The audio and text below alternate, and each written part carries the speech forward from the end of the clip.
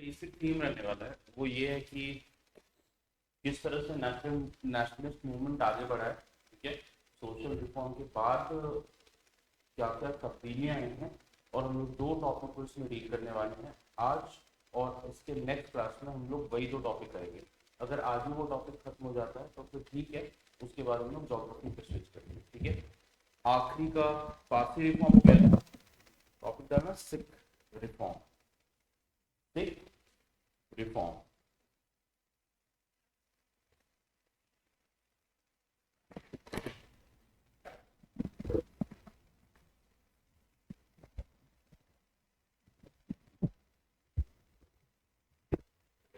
लिखो।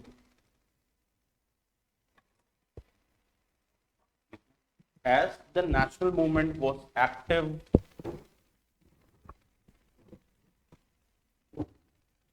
as the national movement was active throughout the India, as the nationalist, yeah, as the national movement was active throughout the India, Sikhism, Sikhism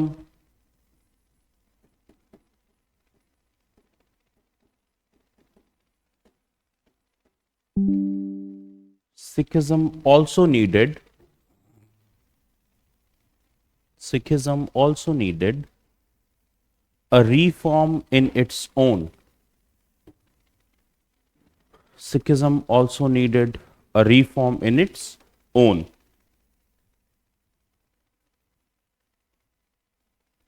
ठीक है, the credit the credit goes to the credit goes to Singh Sabha movement.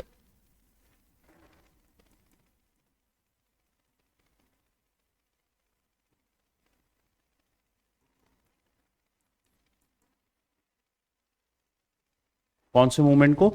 Singh Sabha movement was founded in was founded in 1873 at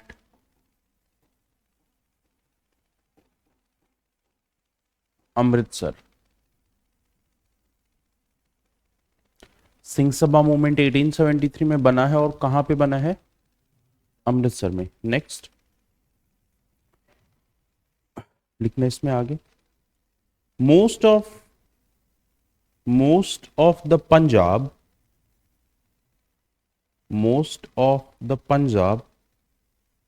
like any other part of India, like any other part of India, was facing the same issues.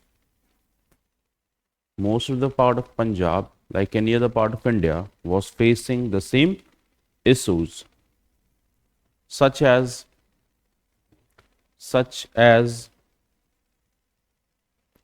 the poor condition of women in society, such as the poor condition of women in society. ठीक है, untouchability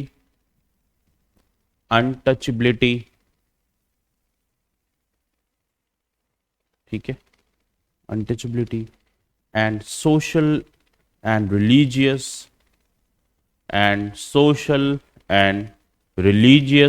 discrimination. Social and religious discrimination. कहने का ये मतलब है कि पंजाब भी India की ही तरह, बहुत अदर पार्ट ऑफ इंडिया की तरह पंजाब भी बहुत ज़्यादा सफ़र कर रहा था, और यहाँ पे भी रिलीजियस और सोशल डिफरेंसेस बहुत ज़्यादा एक्टिव थे। और इसी को दूर करने के लिए जो एक रिफॉर्म मूवमेंट लाया गया, वो लाया गया किसके द्वारा? सिंह सभा 1873 में बना है अमृतसर में। नेक्स्ट लिखना। द मेन मोटो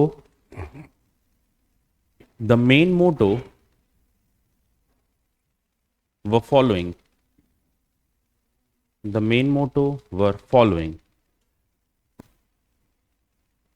ठीक है, लिखना। To make sure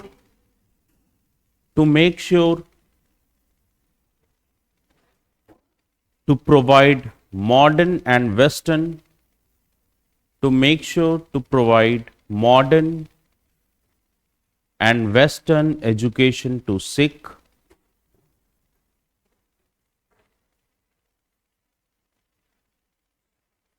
ठीक है, upgrading the position of women in society,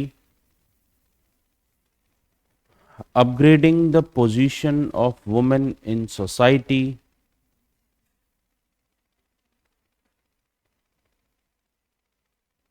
position of women in society. Next लिखना। अब वही सारी चीजें हैं ना कि अनटचबिलिटी को छोड़ना है, वुमेन एजुकेशन को प्रमोट करना है, विडो रीमैरिजेस को प्रमोट करना है, चाइल्ड मैरिज के खिलाफ बैन लगाना है, तो वही सारी चीजें यहां भी हो रही थी। अब देखो दूसरी चीज जो सिर्फ सिर्फ कहना ही सही होगा, जो सिर्फ पंजाब में देखा गया वो ये देखा गया, नहीं सिर्फ पंजाब में नहीं, वैसे तो बहुत जगह, लेकिन पंजाब में इसे एक्टिवली प्रमोट किया गया। कहा यह गया कि जो क्रिश्चियन मिशनरीज हैं, कौन है जो फोर्स्ड कन्वर्जन कर रहे हैं, उसके खिलाफ सिंह सभा मूवमेंट ने अपनी आवाज को बुलंद किया। उनका कहना यह था कि अगर किसी को सिखिज्म छोड़ना है और क्रिश्चियनिटी अगर कोई एक्सेप्ट करना चाहता है तो वो अपने अगर मन से करे तो फिर ठीक है, लेकिन अगर आप किसी को बहला फुसला करके डरा धमका करके अगर कन्वर्ट कर रहे हैं तो वो सही नहीं है। यानी सिंह सभा मूवमेंट ने क्रिश्चियन मिशनरीज और फोर्स्ड कन्वर्जन के खिलाफ भी अपने आवाज को बुलंद किया। लिखेंगे they were also proactive, they were also proactive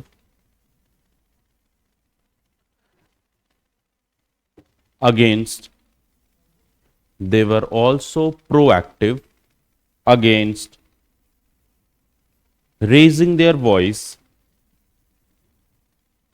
in raising their voice against the Christian missionaries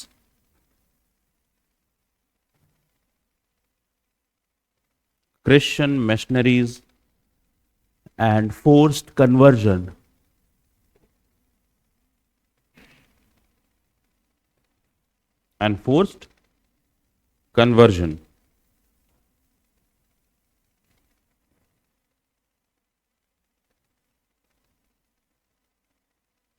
ठीक है। for this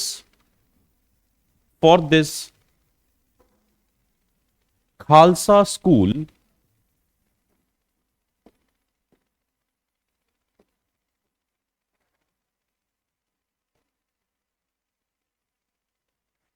Khalsa schools were opened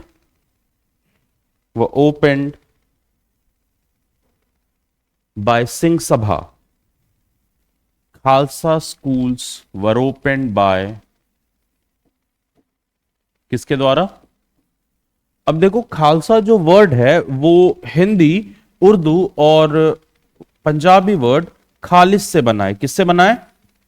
जिसका मतलब होता है प्योर, ठीक है, जिसमें कोई मिलावट नहीं हो। कहते हैं ना एकदम खालिस, हाँ वो कहते हैं ना खालिस घी का पेड़ा है, ठीक है। तो कहने का ये मतलब है कि खालिस का मतलब होता है कि वन हु इज प्योर।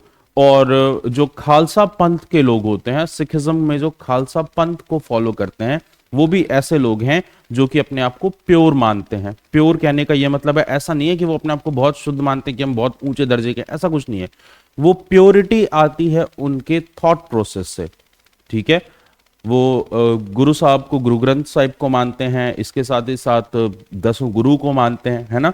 और सिखिज्म का जो मेन पिलर है सिखिज्म का कि सेवा निस्वार्थ भाव से वो उसे प्रैक्टिस करते हैं। क्लियर है यहां तक की बात? तो ये खालिस जो शब्द आया है, ये आया है एक्चुअली एक हिंदी, उर्दू और पंजाबी वर्ड से, जिसका मतलब होता है प्योर। प्योर का ये मतलब है जो अपने विचारों में शुद्धता रखता हो। क्लियर है यहां तक की बात? आगे लिखेंगे। यानी कि खालसा स्कूल्स की स्थापना किसने करवाई? सिंह सभा ने, ठीक है। और इसका मेन क्या मोटो था कि समाज में जो भी सिखिज्म में जो भी बुराइयां चल रही हैं उसे यहां पे खत्म किया जाए। खालसा स्कूल में लोगों को अब ऐसा नहीं है कि बस सिख पढ़ते थे, सारे धर्म के लोग के ही पढ़ते थे, लेकिन हाँ सिख के ज्यादा इन्वॉल्व होते थे। यहाँ पे इन्हें सिखिज्म से रिलेटेड चीजों के बारे में बताया जाता था, समाज में जो बुराइयां हो रही हैं उन्हें खत्म कैसे किया जाए ये बताया जाता था, और एक अच्छा इंडिविजुअल कैसे बनाया जाए ये बताया जाता था। लिखने की कोई जरूरत नहीं, बस समझने वाली बात है। आगे लिखना। हो गया। नेक्स्ट लिखना, all these resulted in, all this resulted in Akali movement.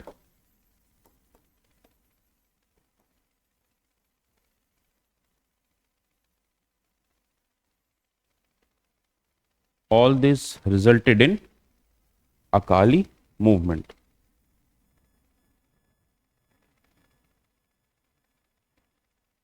ठीक है। slowly Punjab became slowly Punjab became a place of slowly Punjab became a place of modern education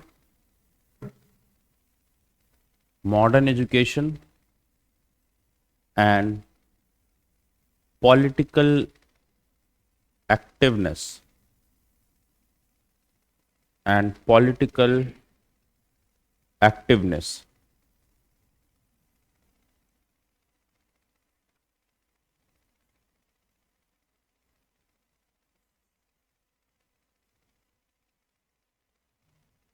हो गया।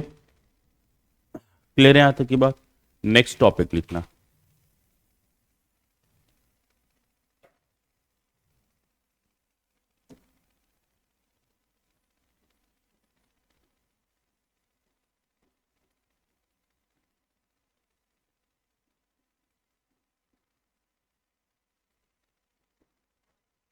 Theosophical movement.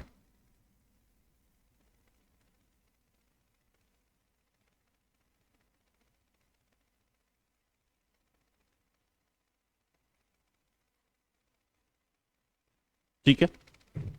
अब तक हम लोगों ने यह देखा था कि इंडियंस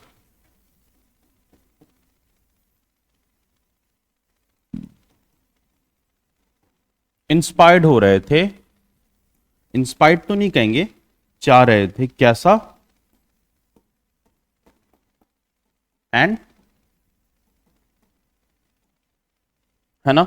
हम लोग हर एक जगह देख रहे हैं, चाहे राजा राम मोहन रॉय हो, ईश्वर चंद्र विद्यासागर हो, सब ये कह रहे थे कि आप पढ़ाई बड़े करो, लेकिन इसके साथ साथ आपको वेस्टर्न और मॉडर्न एजुकेशन को भी प्राप्त करना चाहिए। अच्छी बात है। लेकिन थियोसॉफिकल मूवमेंट की शुरुआत जो हुई है वो थोड़ी सी अलग हुई है। इसकी शुरुआत हुई है कुछ वेस्टर्नर्स को सीधी सी बात विदेशी, ठीक है, वेस्टर्न्स इन्फ्लुएंस्ड हुए कौन से कल्चर से, किससे, और यहीं पे दो लोग आते हैं, एचपी ब्लवाट्स्की और ऑलकोट। ये दो लोग हैं जो बहुत ज्यादा इंस्पिरेशन लिए इंडियन आर्ट एंड कल्चर से, योग से, कर्म से, वेद उपनिषद यानी कि सनातन धर्म से, यहां पे लिखे गए जितने भी वेद पुराण उनसे बहुत ज्यादा इंस्पिरेशन लिया इन लोगों ने, और कहा कि नहीं क्योंकि देखो हर जगह तो हालात खराब ही थे उस वक्त, ठीक है, कहीं पे थोड़ा अच्छा, कहीं पे उससे अच्छा, कहीं पे खराब, कहीं उससे खराब। तो यूएसए में भी ये सारी चीजें चल रही थी, ड्रग्स का प्रचलन बढ़ गया था। अब ड्रग्स, अभी कोकीन की तो हम बात नहीं कर रहे हैं, लेकिन हाँ शराब और सिगरेट को उस वक्त बुरा नहीं माना जाता था, लेकिन लोग बहुत ज्यादा शराब वगैरह पीना शुरू कर दिए थे, ओपियम बहुत ज्यादा प्रैक्टिस हो रहा था। तो इन सारी चीजों से हटने के लिए, वहां के भी समाज को थोड़ा सा रीइग्नाइट करने के लिए, वहां के समाज को भी थोड़ा सा रिफॉर्म में लाने के लिए इन दो लोगों ने मिलकर के इंडियन वेद कल्चर, पुराण, योग, कर्म, इन सारी चीजों से इंस्पिरेशन लिया और एक सोसाइटी बनाई जिसका नाम है द थियोसॉफिकल। ये वही थियोसॉफिकल सोसाइटी है जिसको इंडिया में पॉपुलर किया है एनी बेसेंट ने। ठीक है, क्लियर है यहां तक की बात। अब तक हम लोग देख रहे थे कि इंडियंस इंस्पायर हो रहे थे वेस्टर्न आइडिया से, लेकिन थियोसॉफिकल सोसाइटी में हमने ये देखा है कि दो वेस्टर्न है, दो विदेशी हैं जो कि इंस्पायर्ड हुए हैं इंडियन कल्चर और इंडियन ट्रेडिशन से। क्लियर है यहां तक की बात। लिखना शुरू करें। एकदम सोच रहे थे जब ऑफ हो जाएगा तभी बताएंगे क्या। लिखो, group of westerners, group of westerners led by Madam H.P. Blavatsky Madam H.P. Blavatsky, and Colonel M.S. Olcott. एम क्या कह रहे हो? Blavatsky, BLAVASTEKEY, Blavatsky and Colonel MS Olcott.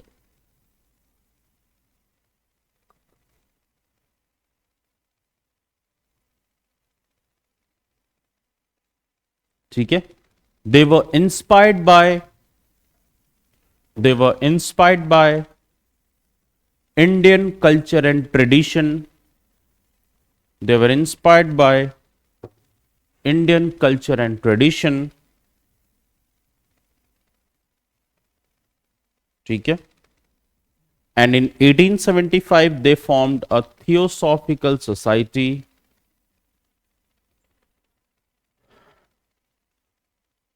They formed a Theosophical Society in United States.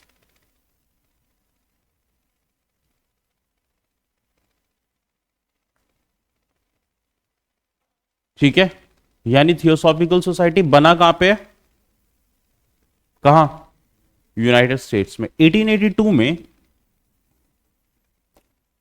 Society के headquarters को shift कर लिया गया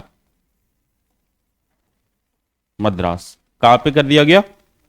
यानी कि सोसाइटी बना यूएसए में और कुछ सालों के बाद इसके हेडक्वार्टर को शिफ्ट कर दिया गया.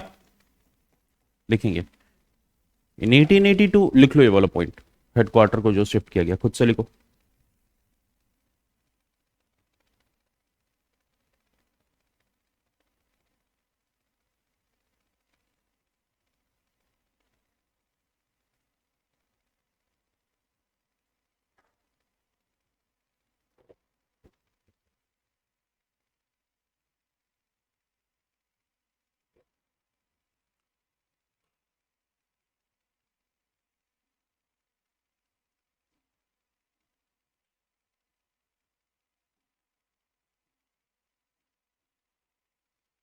ठीक है, लिखो.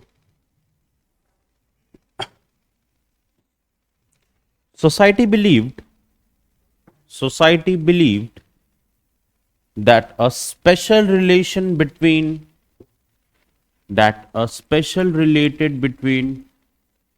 human and God, a special relation between human and God can be established by prayer, meditation, truth and service. कहा कि अगर ह्यूमन को किन तक पहुंचना है? किन तक पहुंचना है? गॉड तक. तो आपको कौन से ऐसे रास्ते हैं जिससे गुजरना होगा? प्रेयर करना होगा, मेडिटेशन करना होगा, सच के रास्ते पे चलना होगा और सर्विस यानी कि सेवा. अगर आप ये सारी चीजें करते हैं तो आपका एक अच्छा रिलेशन स्टैब्लिश होगा बिटवीन ह्यूमन एंड. क्लियर है यहां तक की बात? नेक्स्ट लिखना. They took inspiration from Ved, Puran, Upanishad. They took inspiration from Ved, Puran, Upanishad. ठीक है. They were also practitioner of yoga. They were also practitioner of yoga.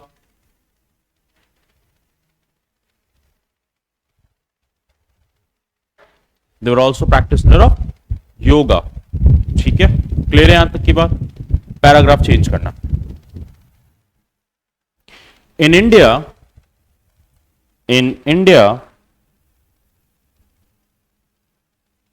the movement was popular.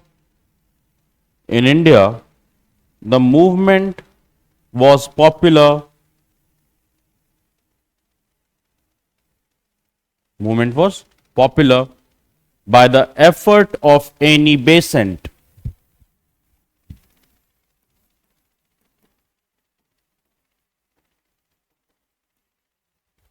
Bye effort of Annie Besant. Brightness थोड़ा और increase कर दीजिए। अरे भाई ये maximum है क्या? ठीक हो गया। हुआ ये कि ऑलकॉट की मौत हो जाती है और ऑलकॉट की मौत के बाद थियोसॉफिकल सोसाइटी के प्रेसिडेंट के रूप में किसे चुना जाता है? Annie Besant. हम लोग एनी बेसेंट के बारे में जानते हैं कि कहां से आई है ये? आयरलैंड से।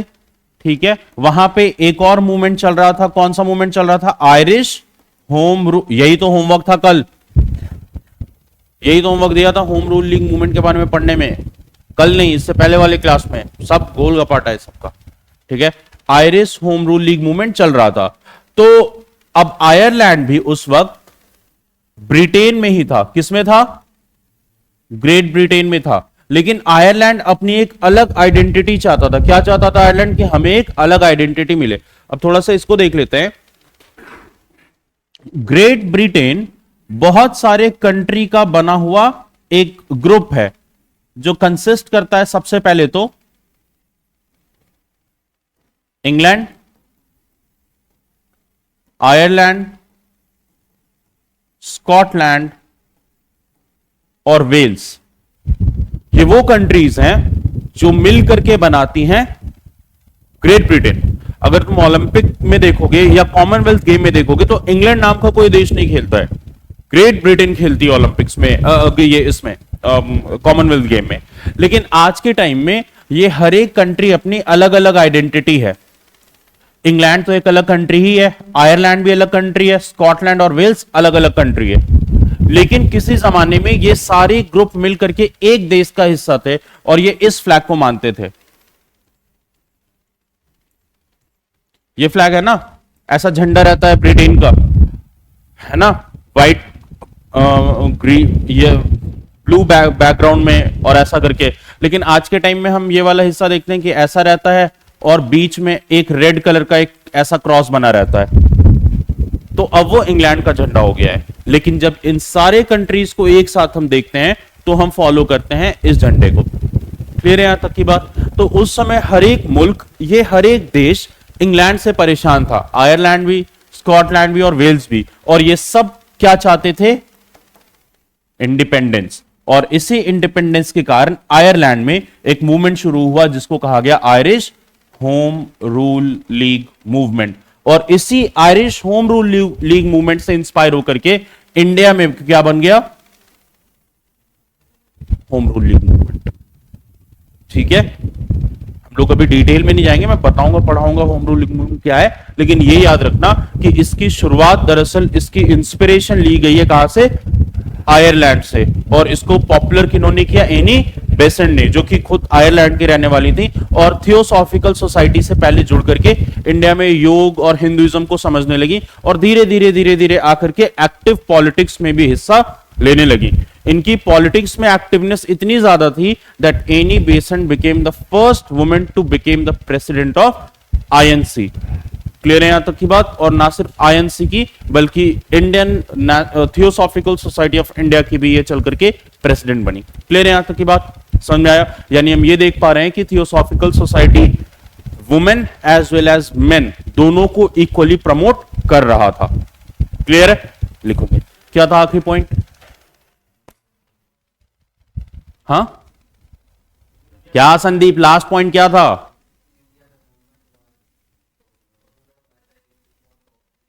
Any Besant, who was elected as a president,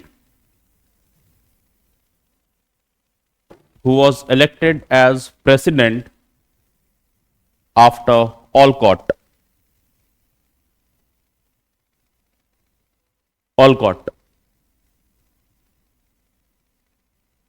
ठीक है। Besant also founded Central Hindu College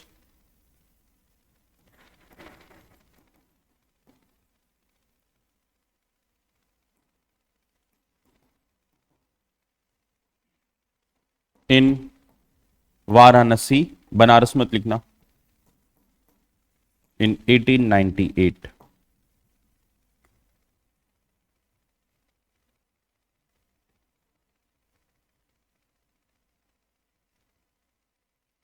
ठीक है। 1898 में एनी बेसेंट ने सेंट्रल हिंदू कॉलेज की स्थापना की। कहां पे? वाराणसी में। अब यहां पे क्या हो रहा था, यहां पे हिंदी संस्कृत के साथ साथ मॉडर्न एजुकेशन को भी प्रमोट किया जा रहा था। लिख लेना ये वाला पॉइंट। समझ में आ रहा है केशव? डिस्टर्ब रहता है। ठीक है, आगे लिखना। Annie Besant also supported women education. Annie Besant also supported women education and she was one of the and she was one of the most important women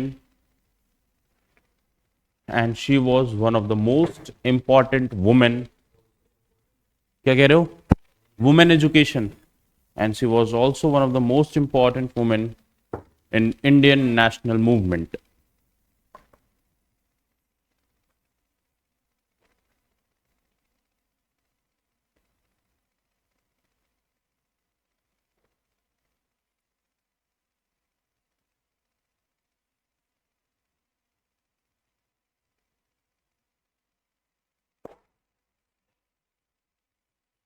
ठीक है, क्लियर है यहां तक की बात? जरा काउंट करो कितने रिफॉर्मर्स हो गए हैं।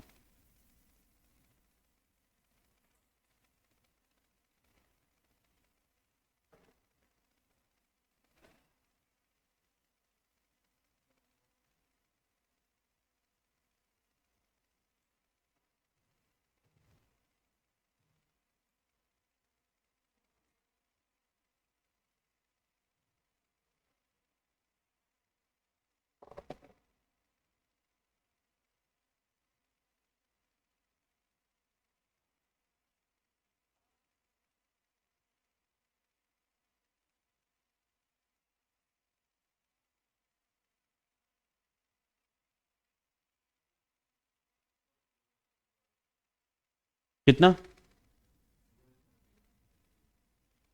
कितना हुआ? 13।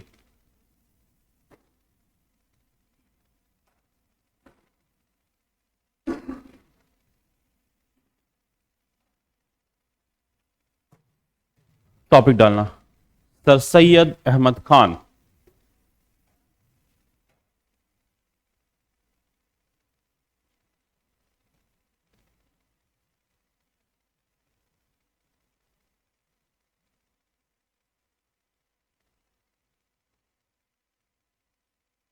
ठीक है, क्योंकि अब हर एक सेक्शन ऑफ सोसाइटी में चेंजेस आ रहे थे। हम लोग पढ़े हिंदुइज्म में, हम देखें राजा राम मोहन रॉय को, फिर पारसीज में हमने देखा, हमने सिखिज्म में देखा। तो एक और इंपॉर्टेंट सेक्शन ऑफ सोसाइटी या रिलीजन को भी यहां पे टच करना जरूरी है, और वो है इस्लाम। इस्लाम में हिंदू की तरह, या फिर कहा जाए कि पूरे इंडिया में जो हालात चल रहा था वही कमोबेश इस्लाम में भी था। और इस्लाम में रिवॉल्यूशन लाने को या इस्लाम को थोड़ा सा चेंज करने को एट द टाइम, उसमें एक नई जान फूंकने को एक नए मेंबर आते हैं जिनका नाम है सर सैयद अहमद खान। बहुत ही पढ़े लिखे और एक well educated person, judicial service में रह चुके थे, और काफी ज्यादा नॉलेजेबल पर्सन होने के साथ साथ दीन और कहते हैं ना इस्लाम के भी अच्छे जानकार थे। इन्होंने कहा कि समय के साथ साथ हर एक चीज में तब्दीली लानी जरूरी है। अगर आप वक्त के बदलते हुए कहते हैं ना चैप्टर्स के साथ अगर आप नहीं चलेंगे तो आप बहुत पीछे छूट जाएंगे। और इसलिए सर सैयद अहमद खान ने कहा कि मुस्लिम कुरान पढ़ो, हदीस पढ़ो, आप कुछ भी पढ़े, मगर उसके साथ साथ आपको वेस्टर्न एजुकेशन भी प्राप्त करनी बहुत ज्यादा जरूरी है, क्योंकि यही वक्त की मांग भी है। लोग चाह रहे हैं कि ज्यादा से ज्यादा लोग वेस्टर्न एजुकेशन को फॉलो करें। उन्होंने कहा आप देखिए अपने बगल में हिंदूज भी पढ़ रहे हैं, वेस्टर्न एजुकेशन को फॉलो कर रहे हैं, इसके साथ साथ पारसीज भी पढ़ रहे हैं, सिखिज्म में भी लोग पढ़ रहे हैं। तो ये क्यों ना हो कि आप लोग भी वेस्टर्न एजुकेशन को फॉलो करें। और इसके लिए सर सैयद अहमद खान ने कहा कि आप कुरान वगैरह, एक हाथ में कुरान सब कुछ रखिए, लेकिन आप अपने पढ़ाई में, आप अपने सोचने में थोड़ा सा मॉडर्न अप्रोच को भी लाइए। यानी अगर इस्लामिस्ट में कहा जाए, अगर मुस्लिम में कहा जाए कि एक इंपॉर्टेंट सोशल रिफॉर्मर कौन है, तो वो है सर सैयद अहमद खान, जिन्होंने अलीगढ़ मूवमेंट को स्टार्ट किया, लिखना। Like any other religion, like any other religion, Islam was also facing, like any other religion, Islam was also facing, Islam was also facing the need for, Islam was also facing the need for change, the need for change। ठीक है, आगे लिखना। अब position of women सब इनमें भी same है, तो बार बार वो लोग वो सारी चीजें हम रिपीट नहीं करेंगे, लिखेंगे। The credit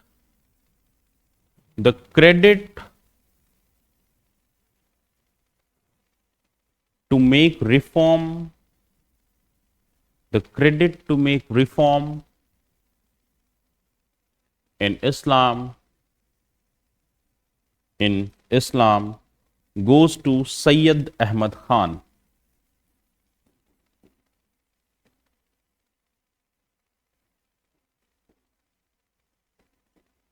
goes to Sayyid Ahmad Khan।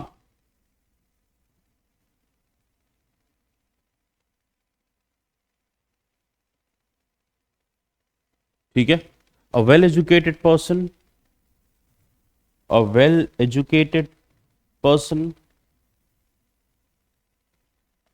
who was also a member of judicial service,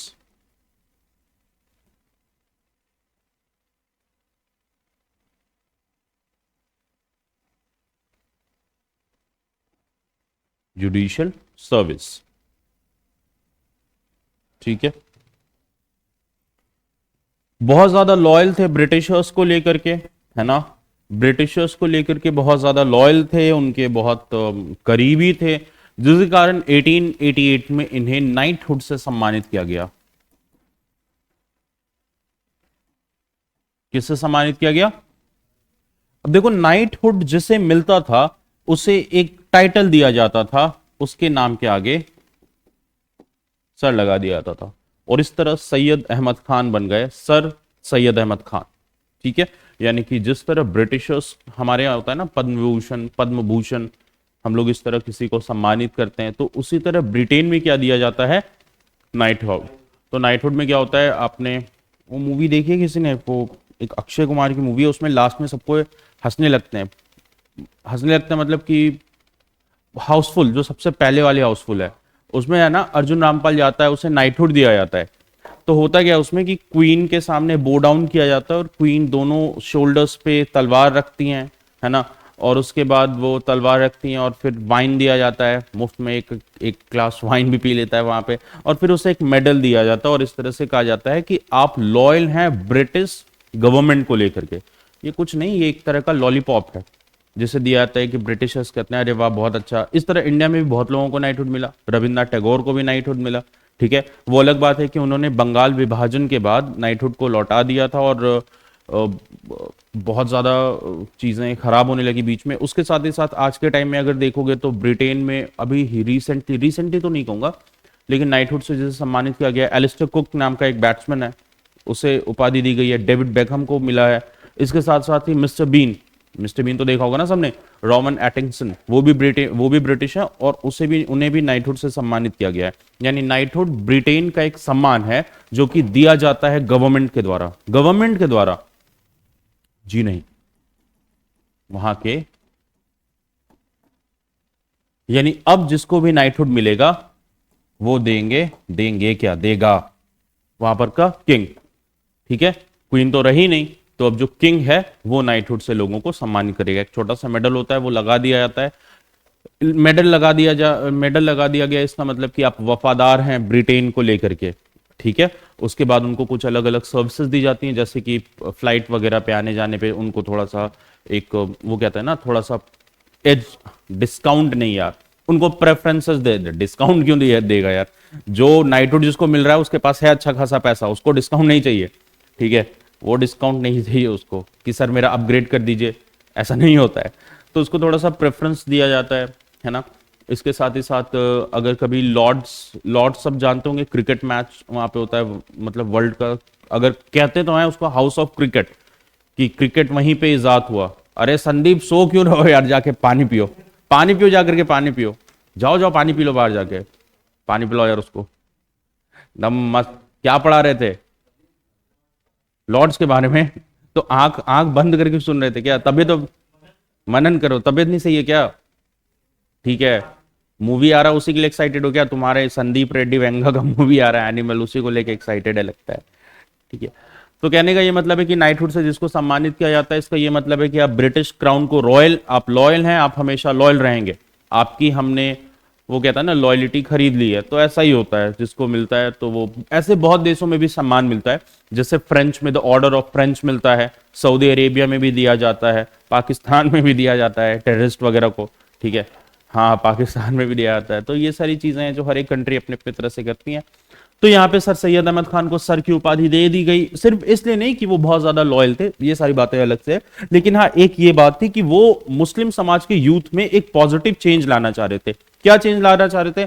वही चेंज जो राजा राम मोहन रॉय लाना चाह रहे थे, जो ईश्वर चंद्र विद्यासागर लाना चाह रहे थे, जो देवेंद्रनाथ टैगोर लाना चाह रहे थे। यानी ट्रेडिशनल मेथड को फॉलो करते करते at the same time you should also practice modern and western education. लिखेंगे क्या था पॉइंट लास्ट का? Judicial service. He earned knighthood in 1888. He earned knighthood in 1888.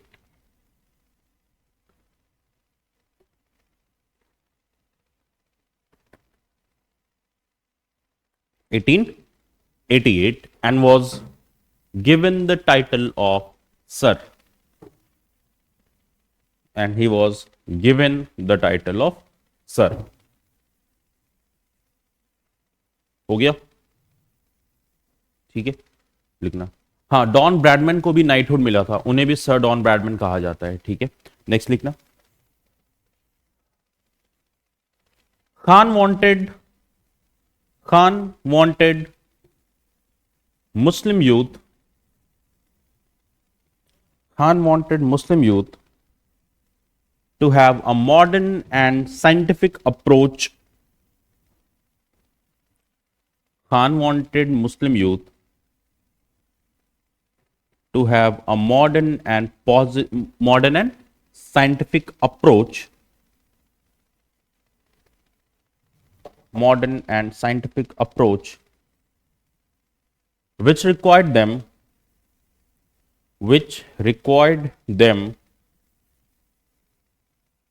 to study religion,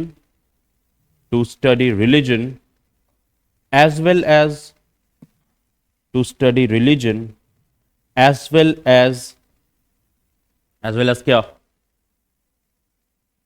क्या modern education, as well as modern education। हो गया? Next लिखना।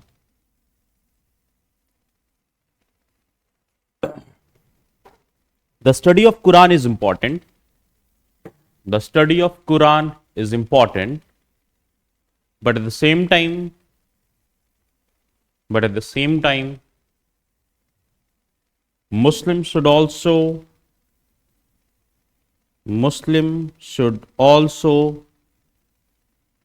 accept the change.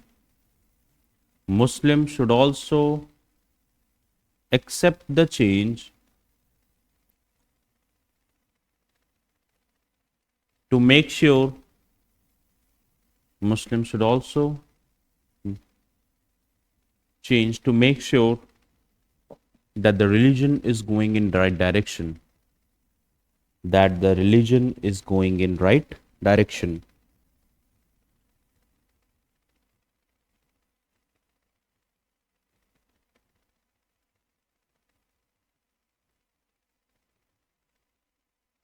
ठीक है, इन्होंने भी मुस्लिम महिलाओं के लिए बहुत ही ज्यादा प्रोग्रेसिव कदम लिए।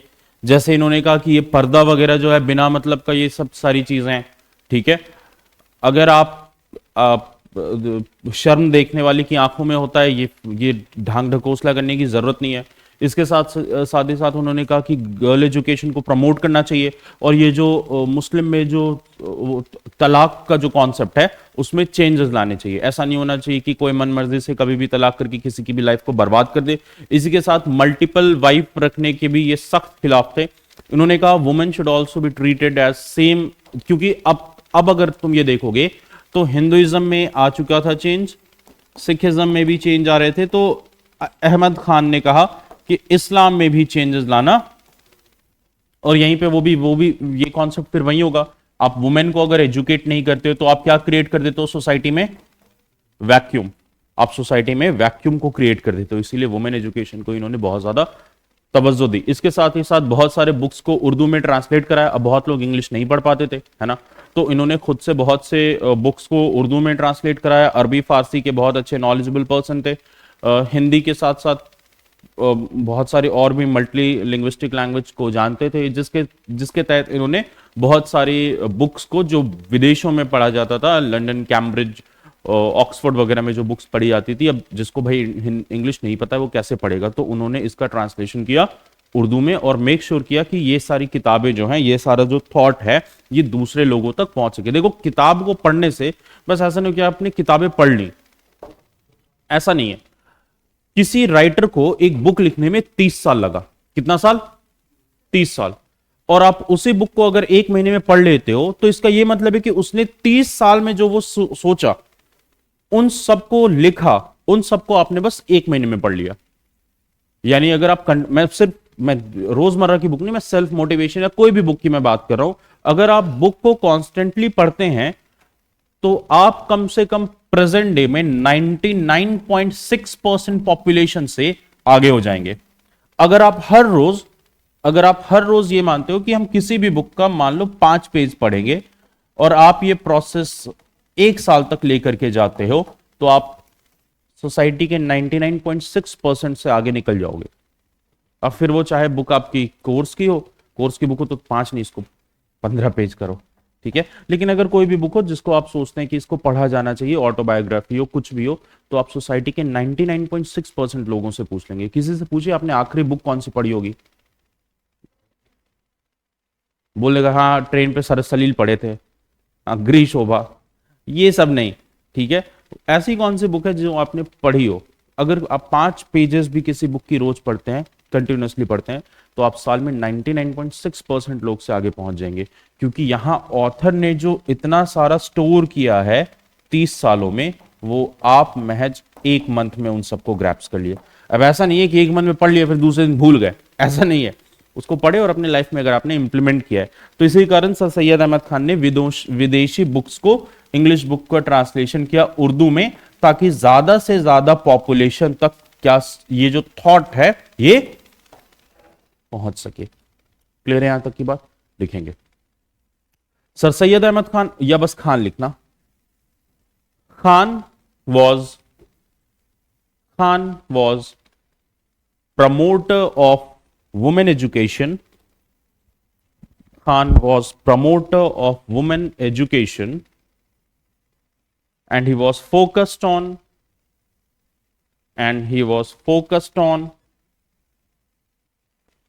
making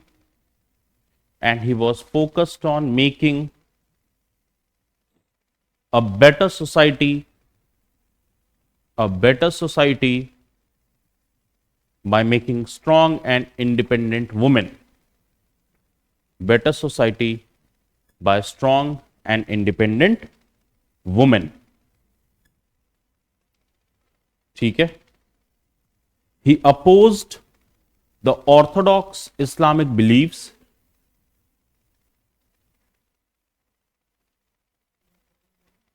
He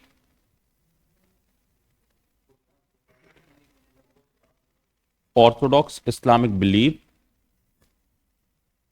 and was a believer that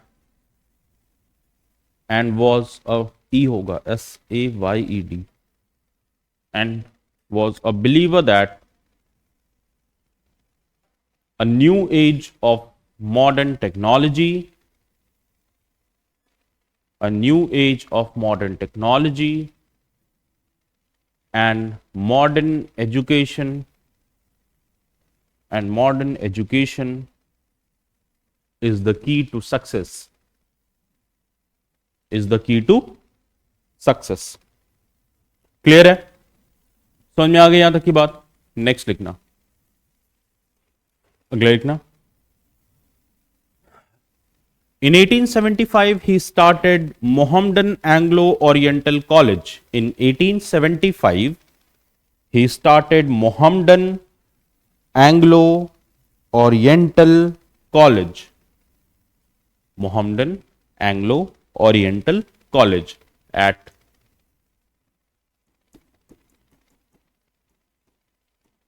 Aligarh. आज के टाइम में अलीगढ़ ज्यादातर फेमस है वहां पर के लॉक्स के लिए, अलीगढ़ का ताला। ठीक है, हो गया? ठीक है। Here Muslim youths, here Muslim youths were given opportunity of better education,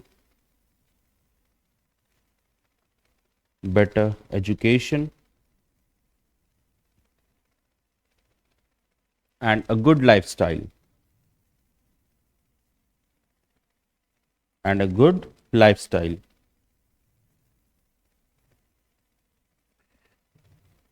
sir Syed Ahmad Khan ने फोकस किया, इन्होंने कहा कि देखो भाई ऐसा है, पहले पढ़ाई लिखाई करो, मॉडर्न एजुकेशन को समझो, उसके बाद ये हिंदू मुस्लिम वाला सब जो तुम्हारा नाटक ये सब बाद में करना। उन सबसे पहले किस चीज पे फोकस करो? पढ़ाई पे। और सेम चीज इंडियन हिंदू रिफॉर्मर्स ने कहा हिंदूज के लिए कि पहले खुद पढ़ लिख लो, पहले खुद इतने जानकार बन जाओ कि समझ में आए कि सच क्या और गलत क्या, बाद में धर्म का झंडा लेकर के हाथ में चलना। मैं आज भी यही कहता हूं कि अगर आप किसी भी पंथ को, किसी भी रिलीजन को, किसी भी सोच को गलत बोलने से पहले या तो उस सोच को आप अच्छे से समझ लो, और उसके साथ साथ आप जिस सोच को प्रमोट कर रहे हो उस सोच को अच्छे से समझ लो। अगर मुझे कंपैरिजन करना होगा, मुझे पता है कि विराट कोहली बहुत अच्छा प्लेयर है और कोई एक कह रहा है कि यार वो बहुत, कोई दूसरा है बहुत अच्छा प्लेयर है, मैं उसे देखा ही नहीं हूं, तो मैं कैसे कंपेयर कर लूं उसे विराट कोहली से? जब तक मुझे अपने सोच का, और मैं जिस सोच को अपोज कर रहा हूं उसके सोच को मैं अच्छे से ना समझ लूं, तब तक कंपैरिजन नहीं किया जा सकता है। इसीलिए Hindu reformer as well as Muslim reformer जिन्होंने सबसे ज्यादा चीज पे तवज्जो दी वो थी एजुकेशन। और यहां एजुकेशन मतलब बस एग्जाम में बैठ करके पढ़ना नहीं था, थॉट प्रोसेस को एक्टिवेट करना था। क्लियर है यहां तक की बात? समझ में आया? नेक्स्ट पॉइंट लिखेंगे। अच्छा, ये कॉलम वगैरह भी लिखते थे और इनके मैगजीन वगैरह भी आते थे, इनके थॉट, इनके आर्टिकल वगैरह लिखेंगे। Syed was also active Sayyid was also active in field of journalism.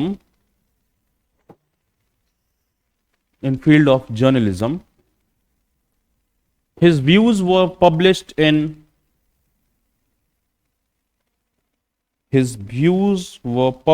in his magazine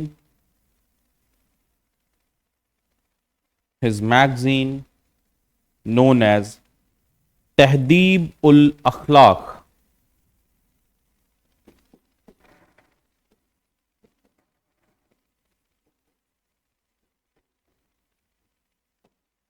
तहदीब उल अखलाक।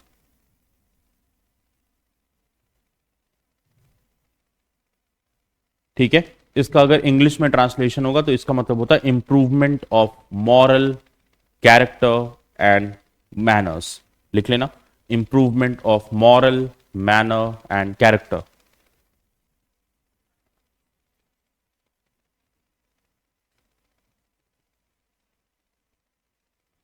ठीक है, अब मोहम्मदन एंग्लो ओरिएंटल कॉलेज कहां पे स्टैब्लिश हुआ है? अलीगढ़ में। यानी कि आने वाले टाइम में, इस टाइम में अलीगढ़ एक बहुत ही इंपॉर्टेंट हॉटस्पॉट बन गया मुस्लिम इस्लामिस्ट चेंज के लिए। ठीक है, और इसे ही आगे चल करके द अलीगढ़ मूवमेंट कहा गया। इंडिया से, पूरे देश से बहुत सारे मुस्लिम जो धर्म की शिक्षा लेना चाहते थे, इसके साथ ही चाहते थे कि हम मॉडर्न एजुकेशन को समझे, वो लोग कहां जाने लगे? अलीगढ़।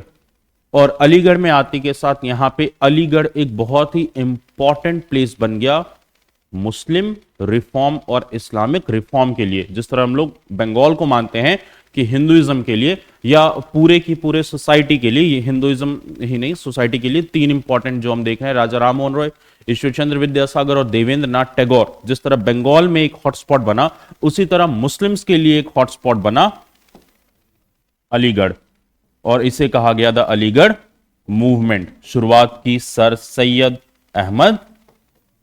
क्लियर है यहां तक की बात? लिखना, soon Aligarh became a hotspot, soon Aligarh became a hotspot,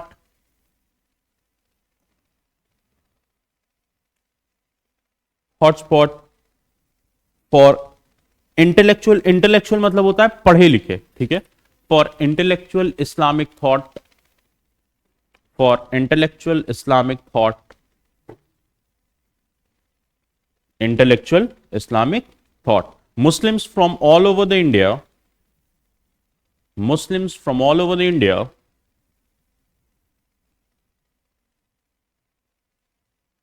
went there to explore, went over there to explore the modern approach, went over there to explore the modern approach, ठीक है, क्लियर है यहां तक की बात? ठीक है, लिखना, motto of this movement was, number 1, motto of this movement was, number 1, modern education among Indian Muslim, modern education among Indian Muslim,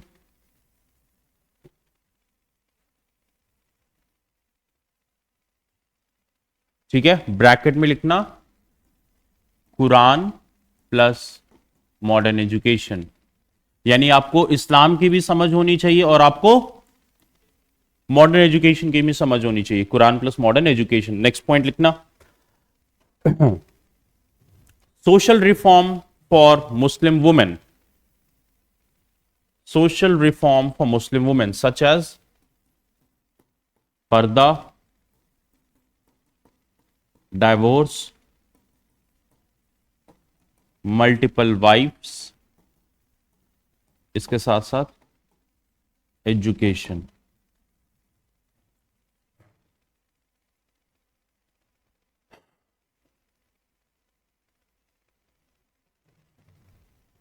ठीक है, क्या केशव, प्रैक्टिस करना है क्या? इतना मार खाओगे ना। हो गया। इसमें भी लिखना विडो रीमैरेजेस, इसमें विडो रीमैरेजेस को भी ऐड कर देना, ठीक है। लिखना, soon Aligarh movement, soon Aligarh movement, soon Aligarh movement helped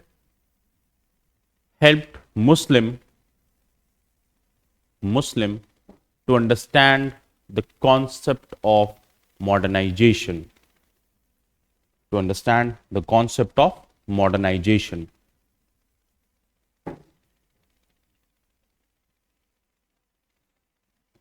ठीक है, क्लियर है यहां तक की बात? इस टॉपिक के साथ ही हमारा सोशल एंड रिलीजियस रिफॉर्म खत्म हुआ।